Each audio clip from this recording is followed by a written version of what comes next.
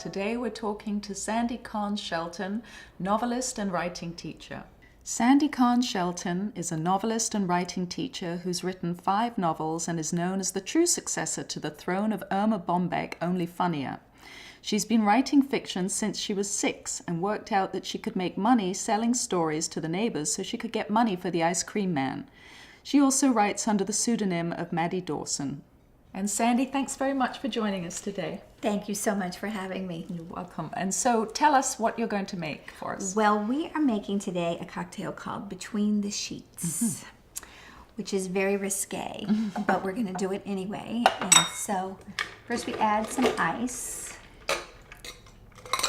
Plenty of ice. It's all melting over there. Plenty of ice. Yeah. Okay. Nice and melty. All right, that's enough ice. That's enough. And then some brandy. Okay. And some rum. This is a powerful cocktail. This is a knock you on your off That's your right, socks. between the sheets, you know, it has to be. And then Cointreau. And a little bit of lemon juice. Okay. And then you do the cha-cha. Yes. I'll get rid of Put these. this on and shake, shake, shake, shake, shake. Yeah. This is going to be very good. Yeah. All right. Okay. Take this part off. Are you ready for this? I am ready. Here's to Yes. Here's Cheers. to you. Oh, it's much nicer than I thought it would be. Yes. I think the Cointreau makes it nice. I think so. In Yeah. the lemon juice, you can really taste the lemon juice too. Very good. Full of vitamins. It's practically health food. You have 5 novels, and I'm very curious to know about the pseudonym, Maddie Dawson. Yes. Tell us about that. That was a lot of fun, actually. I had written 3 novels under my real name, Sandi Kahn Shelton.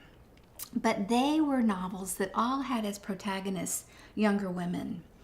And when the first one came out, they decided to slot it under chicklet. Because that's, you know, we're in the age of branding. Yes. You know? Yes, I do guess know. you know all about that, don't Well, you? Just with And- the digital revolution, yeah. Exactly. You know, and they kept saying, what kind of book is this? And I kept saying, fiction? Fiction? No. Right. But it went into the chicklet category. And it wasn't really chicklet. You know, it wasn't Bridget Jones's Diary, which I loved, of course. It was more about a woman who was divorced and trying to find her way. I think really all my novels kind of are about finding the family and the people that we're supposed to be with. Yes. But these people happen to be 26, so chicklet. And what year was that? Is That was 2005 that it Okay. came out. So the 3 came out, and they were sort of all about younger protagonists. And then I wrote one that was about a woman who was just about to turn 50. And she was in a long-term marriage and sort of looking at her marriage and remembering the man that she'd loved before she got married and after she got married. meaning that they had changed, he had changed? Yes, her husband had really changed. There was a secret at the heart of their marriage, really. I'll tell you what it is. No, don't tell us. No spoilers. No spoilers, but a secret. It kind of is says on the cover. Oh, okay. Yeah, you know, they spoil it before you really get there. She'd had an affair with somebody right after they were married, before they were really even connected to each other. And so they agreed to get back together but never speak of it again. That's why it was called Stuff That Never Happened, you know, because all this that happened in the past was just gone. And of course that doesn't work. Right.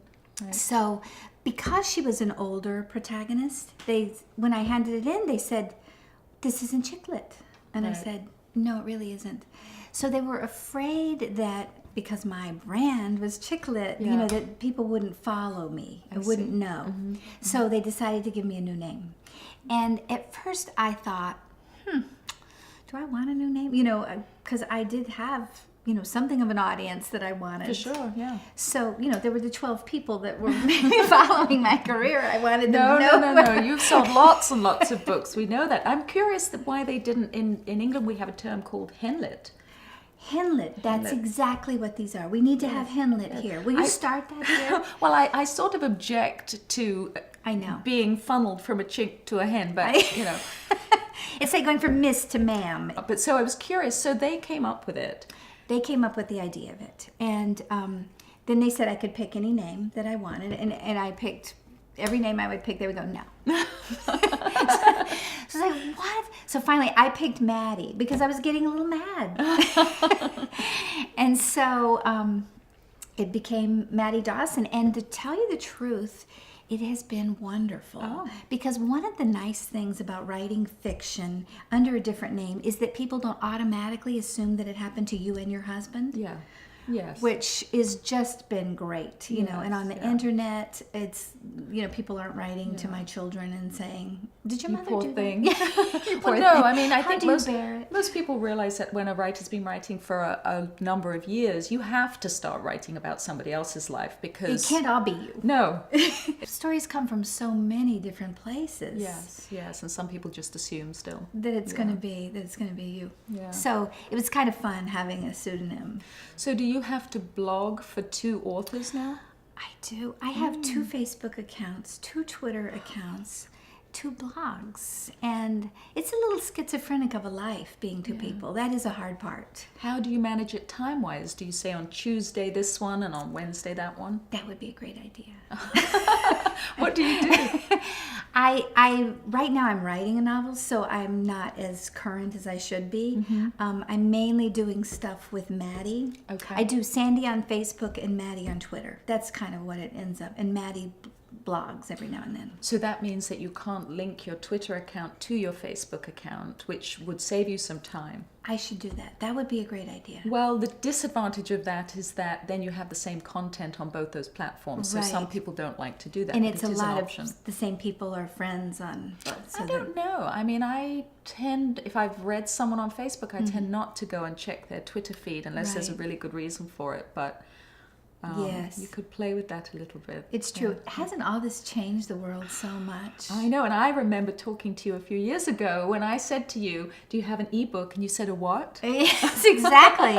And I think you said, "What is your brand?" And I said, "What?" Did I say it? How rude Yes, of but me. no, because that first book had just been accepted. The first novel had just been accepted, and you said, all those years "How are ago, they yeah. going to market it?" And I said, "I don't really know." And then it turned out you were absolutely right. They did have a plan. What a nice thing to hear. Yes, you were way ahead of your time.